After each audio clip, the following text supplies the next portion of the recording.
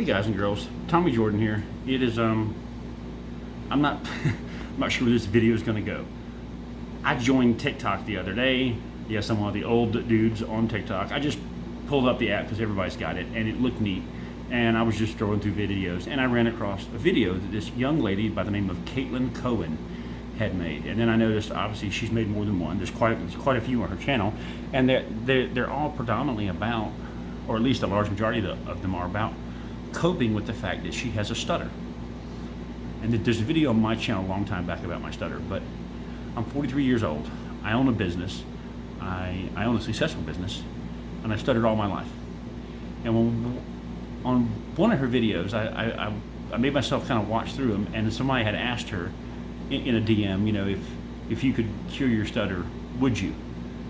And her response was, you know, if I could take a magic pill to make it go away, I certainly would. And I thought, you know, this girl doesn't know me. Maybe she'll never see this, but maybe she will. And I don't plan on getting on TikTok and posting stuff, but I thought I would take a moment and post this on my channel. Maybe send her a link to it. Maybe she'll watch it. I don't know. But I want to say a couple things. Number one, you're an amazing young lady. We live in a brutal world, and people your age are incredibly brutal to each other, to people they don't know, and the strength of character it takes to come out and talk about something that is personally as tough to deal with as a stutter is awesome. It literally, I cannot think of anything I have seen more inspiring on TikTok in the brief time I've had it than your videos. So I hope you keep it up. And I read a few comments, and I noticed that a few people had commented about, well, have you tried this and have you tried that? She said, yes, I've tried this, I've tried that, it didn't work. Speech therapy didn't work. By the way, I started speech therapy in 3rd grade. By about 5th grade, I knew how to beat the speech therapist. I mean, I listened to everything she said, and you probably have gone through this. You probably heard things like speak slowly and think about your words and stop and try again, and all these other little things. And by 5th grade, I could beat the speech therapist hands down. Her name was Sue Daniels, amazing lady, and she followed me all through high school and kept an eye on me long after I was out of speech therapy. And you won't hear it a lot right now. I can't turn it on. I've learned to turn it off, but I can't turn it back on. But my stutter, at this point in life, it doesn't really come through unless I'm just kind of having a free-flowing conversation. See, I'm thinking now about what I want to say. I'm trying not to make this video too long, so I'm thinking about my words, which slows my brain down, and I'm trying to be sure that I make the most of the time and the attention span that you viewers have. So this is one of those times when you probably won't hear me stutter much. I'm a locally elected politician. I actually ran for office in my county and won. So I'm the only politician I know on the dais who have ever known that stutters. But you don't hear me do it much on the microphone.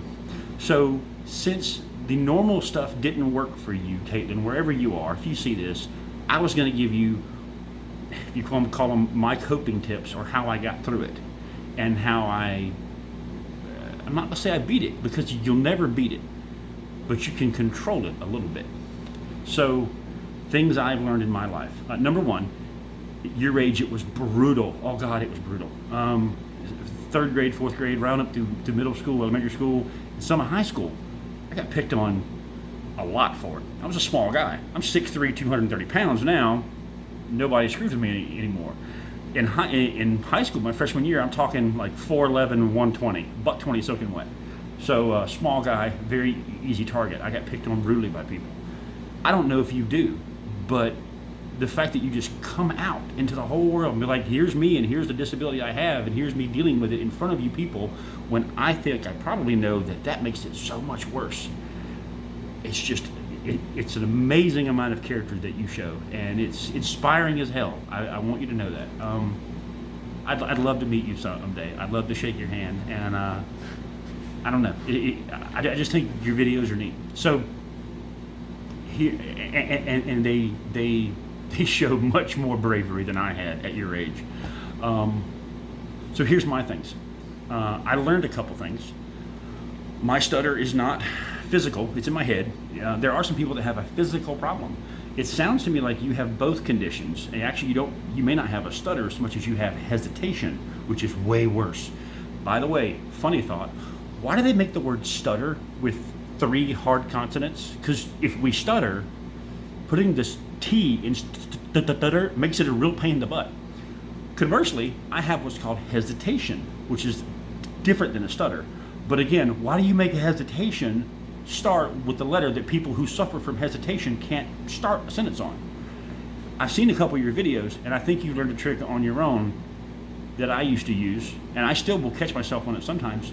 You'll preface a difficult hard consonant with a soft letter, like A. I have a hard time with Monday. Of course, I don't right now because I'm thinking about it. But words that begin with M, Monday. I have a best friend for years. His name is Levin, L-E-V-E-N. That L would catch me every time. So I call him on the phone. I call his office. Hey, can I speak to? I learned to kind of say 11. I never stutter on 11. That makes it easy to say it. So it's kind of like, can I speak to 11? I said it, you probably didn't hear it, but in my mind it worked for me and let me kind of kick the word out. So I'll have times with Monday, and I'll find myself throwing a very quiet, soft sound in front of it, which truly comes out like a Monday. And that works, but it's also kind of obvious to people, which if that's the way you got to cope, that's the way you got to cope. You'll get better at it. You will get better at it over time. And it's a way to get stuck on, to not get stuck on words is, well, see, now I'm doing it pretty bad. Okay, bear with me here. Substitution. So I love to read. I loved to read growing up. And in fact, I would go to the Manual Library and check out like a Nancy Drew book, because I was allowed to read those at like age 10. I would have like 3 Stephen King novels that I stole, jammed in my backpack. Now I'd bring them all back, but they wouldn't let a 12-year-old check out Stephen King novels. So I check out these 2-inch thick books like Christine, which I would not suggest any 12-year-old ever read, but I love to read. I say that to say that I became a walking thesaurus. I learned to substitute words. Even today, because I know that I have a problem with Monday or sometimes Wednesday, I'll say, I'll meet you the 1st of next week. People go, Monday? Absolutely. That's how I get around it. Or I'll meet you the middle of next week. Wednesday? Yes, that's great. Works for me too. So I don't have to say the word. McDonald's. I hated McDonald's for years. I want a McChicken, a McSausage, a Mc a Mc that. I would get stuck on it. I want a sausage biscuit. It drove me nuts. I hate it. And I've seen you said this in your videos, and you're absolutely right. When you focus on the fact that you're stuck on a word, it makes it so much worse. And the funny thing about me, maybe not about you, but maybe you've experienced this, maybe not. Once you get a word out, then you can say it all day long. I can't say Monday, but after I get it through the first time, Monday, no problem. It's the first time it sticks in my head that's embarrassing and causes problems.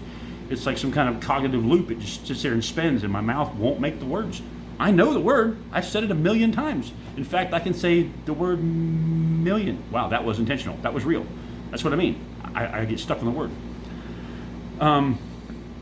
I couldn't say the word drug one time, so it became very funny to my friend that I was trying to say that my girlfriend at the time was a little bit of a drug addict, I had found out, and I couldn't say drug, so I was able to say pharmacological wonder, and my friend just busted out laughing. He's like, you can't say drug, but you can say pharmacological wonder. I couldn't say internet. I still stutter on that word. Funny thing, I own a company that works on the internet, but I could say World Wide Web. Couldn't say internet, but I said World Wide Web. So substitution was one tactic I used, one tool in my toolbox that helped me get through it. Another that you probably already know this because most people that stutter have learned this. You never ever stutter if you're doing anything lyrically whatsoever. I'm kind of talking in a sing-song voice because I don't stutter when I sing. I can sing, now I may not do it well if you ask my wife, but I love to sing, and I can sing anything and never stutter through it. However, you can't really go through life going like, I'd like a cheeseburger and a small fry. That doesn't really fly at McDonald's. but it is a trick, and you don't have to sing it so much as slightly alter your voice to make it a little bit lyrical. Think Disney, I don't have a voice for Disney. But if I change it just a little bit and talk like this, then all of a sudden the words just come out with no problem. I think the reason is, and I'm not a scientist, but I think the reason is it's slowing my brain down just enough to make me think of how to do it. I don't really know I'm doing it. I'm not intentionally slowing my thoughts down, because they tell you that in speech therapy. Well, slow down. Slowing down doesn't help, lady. Slowing down just makes me go longer. It doesn't actually solve my problem. So, but truly, you have to slow your brain down. You have to make yourself think of what's coming next, so you don't have time to focus on what's coming out right now. And which is why I almost bet maybe you could try this, maybe not. Try the Pledge of Allegiance. I pledge allegiance to the United States of America, blah, blah, blah. Because you have to shift and use another part of your brain to recollect it. It's not the same part of your brain that's responsible for free-flowing thought. You're accessing memories. I pledge allegiance to the United States of America, blah, blah, blah, blah, blah. And because I'm remembering something like that, I never stutter during it. Another thing, and this ties into the Pledge of Allegiance. It's called choral speech. Most people that stutter don't stutter if they're experiencing what's called choral speech, which is why sometimes you don't stutter during the Pledge of Allegiance, because normally you're saying it with a group of people. You're hearing it back at you, and your brain is forcing you to say it in sync with the rest of them. You wouldn't want to be saying it faster, right? Because you'd sound dumb. Or you won't be saying it slower. You want to say it at the same pace as the rest of the room or the place that you're in. So when other people are making the same sounds you are at the same time, stutter goes away. At least it did for me. Now, that doesn't help you much. It's just an oddball thing to think about. It's not often that you're going to be in a situation where someone else can be talking the same words you are and everything just goes better. But it was just a neat thing to realize. So I was like, I know I'm capable of speaking without stuttering because I can do the Pledge of Allegiance at school with everybody else and I don't stutter. I know I can sing and I don't stutter. Yo hablo? Un poco. I don't stutter in a foreign language. I don't stutter in Arabic. I'm trying to remember how to say, do you speak Arabic? But they call it Arabi, you Arabi? I'm like, shoya, a little bit of Arabic. Very little bit of Arabic, by the way.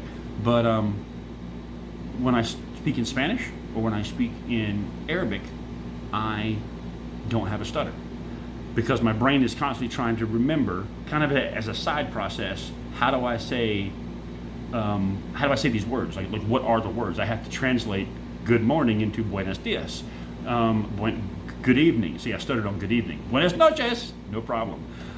See you later, I might study on. Adios, I don't stutter in a foreign language. So, kind of cool.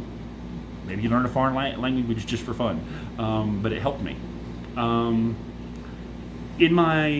So around 16 years old, I got taller. I grew a lot in a very short amount of time. So I went from like 4'11" to 6'2" in about a year and 2 months. Gained a lot of weight, got bigger, and girls thought it was cute. I remember this in high school. Girls thought it was, all of a sudden, it was, hey, don't pick on him. I think it's cute. And I remember throwing, what? Really? I mean, for the last 14 years, you didn't think it was cute, but now it's cute? It's all of a sudden, you get this weird self-confidence boost. I'm like, yeah, it's what she said. It's cute. Nah. Pick on me all you want. Girls like me. Nah. And so the confidence boost helps. I don't think you have a problem with that. You've got amazing confidence to have come out here on TikTok and YouTube and intentionally share your, I hate even using the word disability.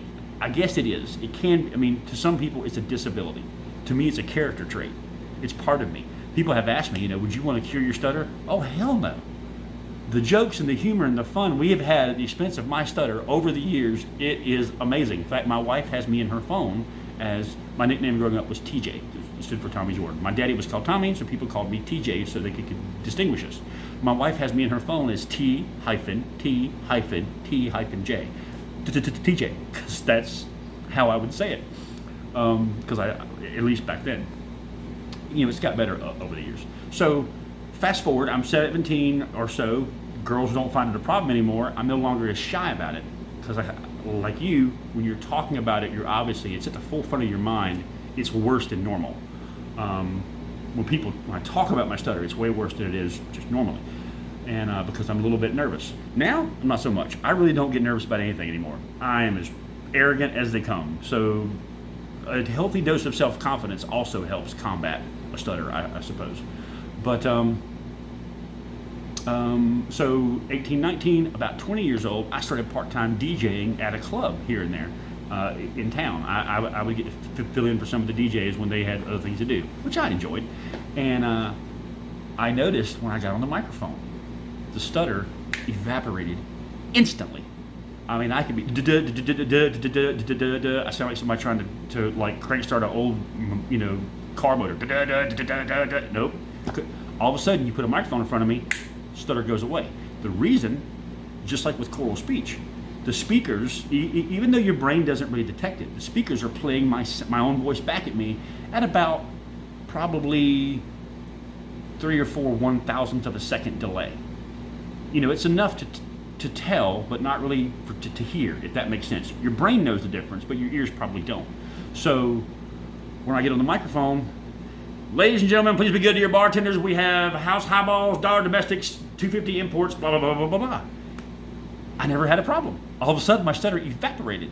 And then I would come out of the sound booth and get back on the floor and talk to people, and I'm right back to normal. Can't talk anymore. But there was just another thing that I learned. So public speaking, especially on an amplified system where I have speakers to hear myself, stutter is gone. It evaporates. So I can stutter. I don't stutter when I sing. I don't stutter in a foreign language. Oh, I also learned this one. Now, my wife thinks this is funny, and I can't believe I'm doing this for the entire world to see. And if it were not for this incredibly awesome young lady, I would never do this. But kind of goes along with the idea of singing. If you take on a voice, not your voice, not the one that God gave you and that you were born with, if you take on another voice, a slightly different voice, I'll use a horrible Sean Connery. If I pick up this Scottish accent, I don't stutter at all. I can say anything. I can read an entire Bible and I go on all day and I never stutter, not one time. I am the last one. I mean, all these funny things I can say. Any accent, I can jump into Mexican like the old Speedy Gonzalez cartoon on television and I never stutter, not one time. These are horrible. Somebody's probably going to say that's racist. It's not. It's a coping mechanism. All right, calm down. So you see the difference. So I drop back into my voice, the stutter comes back a little bit. But maybe some of those are things that you could use and play with in your time and make your stutter less prevalent. Because it's nothing to be ashamed of, and you're obviously not ashamed of it. That's awesome. There are people out there that are, and I know some of them watch your videos, and I know some of them have watched my videos. I've actually got comments from people in the past about how people they'll ask about my stutter or how I cope with it, and that led me a long time ago to do another video about stuttering. And if I can find it, I'll put the link to it in the description below here. And I will also, I'm not going to put a link to your TikTok. I will send you a message with this video on YouTube. If you want to share your presence with the whole world, feel free. But I don't want somebody to think I'm like trying to call you out, because I'm not. Because you're amazing and you're awesome. And now I'm a guy, so I can't love the makeup videos too much, but I love what you do on TikTok. I love that you put yourself out there, and it's awesome. And I don't know who your parents are, but I'm sure they're incredibly proud of you, and they deserve to be, because you're a great young lady. And I think what you're doing will help other people, because it takes a great amount of courage to go on a global platform like that, doing a lot of 60-second videos, and talk about having, again, what some people call a disability. For the record, at your age, maybe it's a disability now, because it was for me then. I'm speaking for myself here, not for you or anybody else. It was for me then. But as you grow into it and it becomes part of your personality and you gain some mastery over it, it's just a thing. I don't think about it anymore. I just wouldn't change it. It's who I am. It's who I've been since I could talk. It's really neat, and it's neat what you're doing. And I don't know, I hope that maybe some of the tricks that I learned to help me can help you or someone else. That's great. And if not, well, then, hi, Caitlyn. I felt compelled to make this. I've been watching your TikTok channel for about, as long as I've been on TikTok, which has been like 8-9 days. And you keep coming up in my newsfeed. I don't even follow you. You just came up my newsfeed. So now I'm going to follow you. I might as well. But I just keep seeing your stuff, and I keep thinking, I should make a video for that girl and just say how cool she is for doing this, for sharing the awareness and putting herself out there to the world, because I've never seen anything as inspiring on any video platform ever, especially from someone your age. You're an amazing lady. Keep it up. I'm going to shut up now because for all I know, you think I'm just some old dude. Okay, boomer, right? So thanks for what you're doing. Here is some information about Bright. In an alternate present day, did Google just orcs, elves, hold and on? fairies have been coexisting Okay, Google. since the beginning. Shut up. My Google Home just start talking. That's it, guys. Have a great July 4th, Caitlyn, and all you guys out there in YouTube land. Take care. Bye-bye.